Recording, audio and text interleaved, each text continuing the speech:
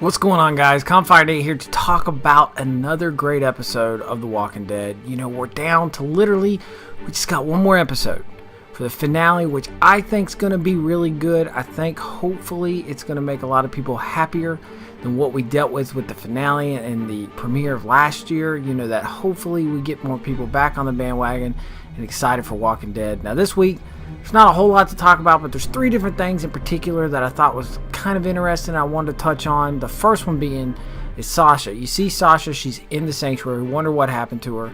And there was kind of this weird moment, you know, where the weird, creepy Dave guy he's going to go in there and he's going to rape her. Well, what's interesting about it is the fact that Negan absolutely discussed the idea of rape, and he sticks a knife in this guy's throat and kills him. Now, we know Negan is a brutal guy, but at the same time, you got to think about it. You know, the fact that he's not for these type of things. He says, these are the rules. There's rules. You know, and Negan is kind of seems like he's chained to these rules that he wants to follow them. And it doesn't necessarily mean that he's a bad person, right? I don't know. I'll let you decide on that one. But moving on to the next thing I wanted to talk about, and that is Dwight. We see Dwight, of course, he's there at the end. And, you know, I kind of had this feeling that he was the guy that we saw, but I love the reaction. But Daryl's like, he wanted to kick his butt right away. You got Dwight there, and he says, you know, I want to help you guys.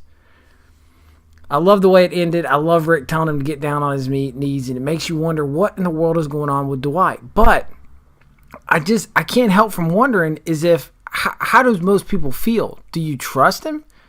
I mean, we've seen that he's had some stuff going on. He obviously has some feelings against Negan. But is it possible that this is not who he really is? You know, we've seen him kind of sort of be kind of shady. You know, he got Dr. Carson killed. The dude is definitely not 100% trustworthy. So, I mean, is that something that you think you can, you know, get behind? Can we get behind Dwight at this point?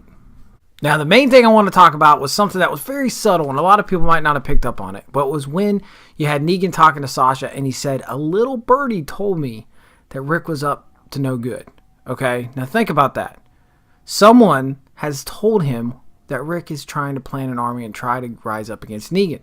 Now, who could that possibly be? You have to think about, well, you know, the first person you might think of, what about Gregory? Listen, the way Gregory was talking to Simon in that last episode, he really wasn't telling him anything. But maybe that's what happened. Maybe Simon came back and said, I don't know that's enough, but that's not, I don't think that's it. Plus, if you look at it, Gregory's still at the hilltop. Now, at the end, he did kind of make a plan to leave the hilltop and go towards the sanctuary. But he wasn't there yet.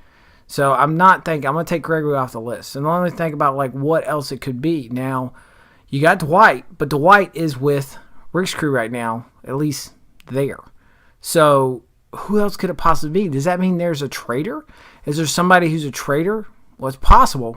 But I think the person who we can point the finger at, which is a person I've said from the beginning not to trust, and that's Jadis and them stupid garbage kids. Okay? All I can say is I am pretty confident that these guys are actually playing our group. Again, like I said, I feel like they're doing it.